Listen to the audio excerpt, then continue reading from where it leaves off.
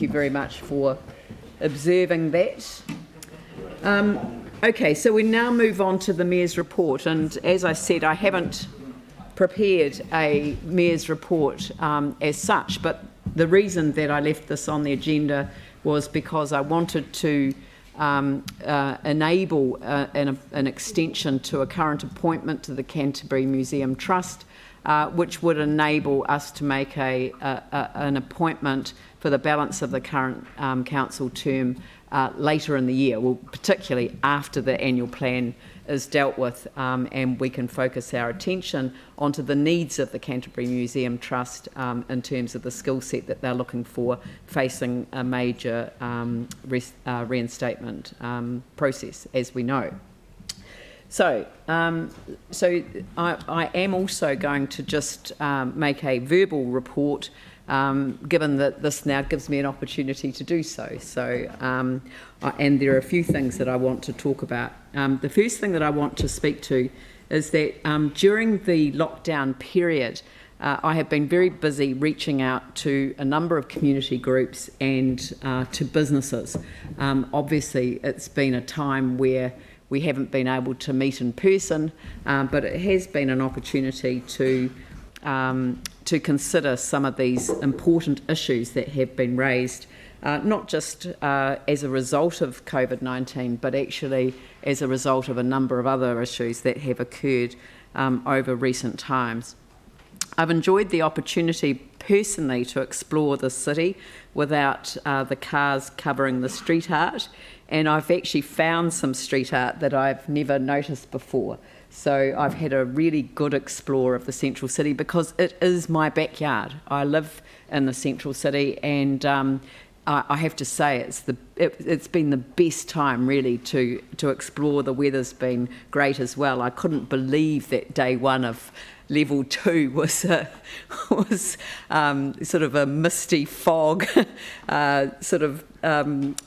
disrupting what is usually a beautiful view of Cranbourne Square. In terms of the community groups, I've had the opportunity to read some resource consent decisions, so I don't normally take the time to do so. It's something that I rely on receiving advice on, and on this particular occasion, resource consent decision came through during the lockdown, and I was able to read it in detail. And this is where my background as a qualified lawyer comes to the fore, because I actually really enjoyed reading the Merivale Lane decision, even though it was a decision that obviously the Merivale residents have not welcomed. The decision itself has been incredibly helpful to help unlock the problem that we have with our district plan. And our district plan problem dates back to the Land Use Recovery Plan and a provision that was put into it to facilitate developments in medium density areas called an enhanced development mechanism. And that was put in place to ensure that there was the ability to increase the density while at the same time introducing a cap, but it was over a particular area of land. So you required properties that added up to 1,500 square metres. And then we had when the district plan went through the independent hearings panel, there were two provisions that were put in place. One was for a central city and really a high density area that had a minimum of 50 units per hectare, and the medium density, which was 30, a minimum of 30 units per hectare. The interesting thing is that neither of them have a maximum, and yet the enhanced development mechanism has a maximum of 65. And so on a logical basis, you would assume that the maximum for the medium density as provided for in the district plan would be 50, because that's the minimum for the high density of the central city. And there is no maximum written in there, and there were several occasions when the person who wrote the decision highlighted the challenge that confronted. And in fact, he specifically stated in his report that it was unfortunate that this matter had not been dealt with at the time that the district plan was changed after the earthquake. So in my view, this is the key to fixing what's wrong with our district plan, and it is wrong. And if there is one thing that's come from the lockdown that I am so grateful for, is that it has given me time to actually consider in depth the decision that has come through. The timing couldn't be better in that regard, and to help understand and I believe help unlock a way to resolve the problem. I have to say that I want to express my deep gratitude to the members of the community who have dedicated hours of their own time and resources to challenging applications in an RMA environment that does not make community engagement easy. In fact, it makes it very hard. Notification decisions are not prevalent in our environment, and that is because of a structural problem in relation to a preference over development as compared to amenity within neighbourhoods. And that is the essence of the problem that we face as a city. And the only thing that I haven't had time yet to do is to write this all up in order to refer it to the organisation who will be able to provide us with expert support and advice as we seek to amend our district plan. I have also initiated conversations with several inner city business owners, and I have to say that the reason that I began initiating these conversations was because I was somewhat frustrated to find that they were commenting publicly about what they had been told I said rather than what I had actually said.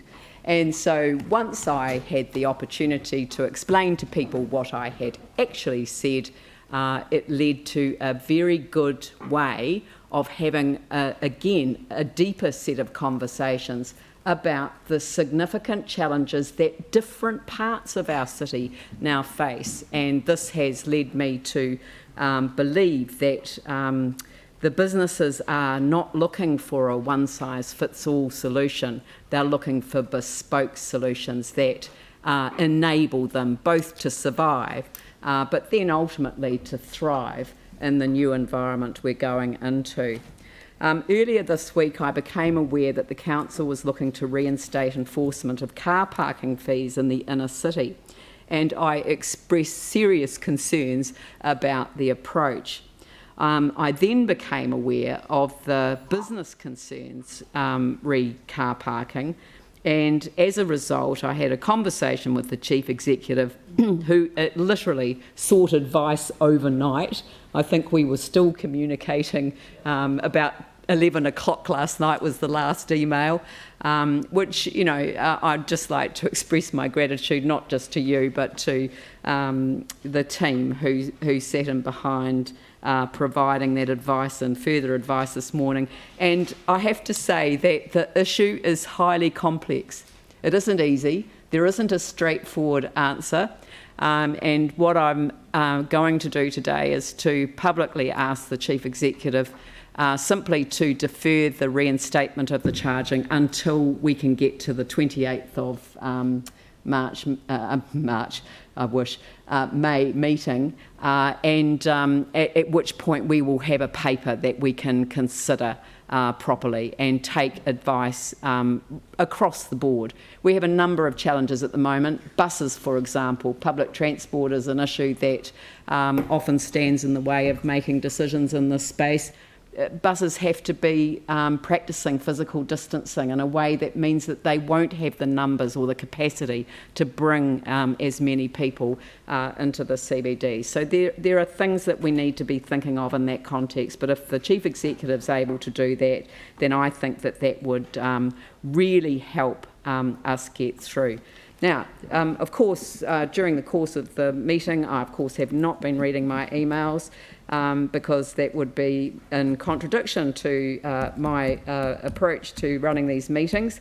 However, I couldn't help but notice an email come through from Fran Wild, who, of course, as you know, is the chair of the Remuneration Authority. And she advises that, and you have now all received a copy of this through the Office of the Chief Executive, that the government is introducing legislation that gives the Remuneration Authority the ability to reduce remuneration on a temporary basis in line with reductions in the remuneration of other public sector leaders as a response to the COVID-19 pandemic. So I'm absolutely over the moon that the legislation is being introduced and passed today, as I understand it from the Minister's press release. The authority goes on to say, or Fran Wild goes on to say, that they've restructured local government remuneration to better reflect the relative responsibilities of the different units within the sector, and also committed to a slow increase in remuneration to encourage broader representation of groups who might otherwise not be able to afford to consider running for office.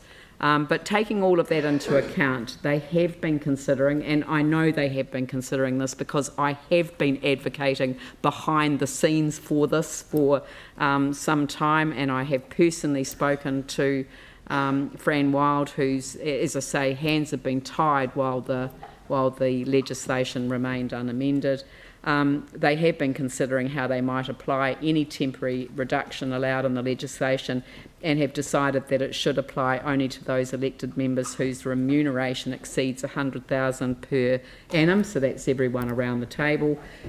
We have also decided that it should be applied on a sliding basis, with higher percentages deducted from the top earners and progressively smaller proportions deducted from remuneration at the bottom end of the scale, i.e. nearer to 100k, and any such deductions would be for a period of 6 months. Because this can't be an across-the-board cut, we will issue a temporary amending determination containing specific figures for named positions. We're aware that many elected members in local government have donated to charity during the period of the COVID-19 lockdown, and we will take this into account if we have had advice from an elected member on the amount of any donation when deciding on an appropriate temporary reduction for each position. All members in the remuneration range outlined above will shortly receive an individual letter from us regarding this proposal. Meanwhile, I'd be grateful if you'd circulate it. So it's great that I've got an opportunity of a meeting to actually explain to people that the process that we've been asking for is now being put in place. You will all receive individual letters from the Remuneration Authority. I've certainly made my position absolutely clear all the way through, and I am anticipating that my pay will be cut by 20% for 6 months at the higher end of, well, certainly at this scale, and I welcome that. I welcome that opportunity to really be in solidarity. It's a solidarity move, and I really appreciate the fact that the government took that step, and I really appreciate that they're passing legislation today to enable us to take that step as well. There was one other thing that I was going to mention, but now I've completely forgotten what it was. So I will invite. David East. David East. Yeah, I've spoken to the David East appointment. So you're happy to move the receipt of the report and the David East appointment, seconded by Pauline Cotter. Any discussion? I'll put the motion. All those in favour say aye. Those opposed say no. That's carried. Thank you very much.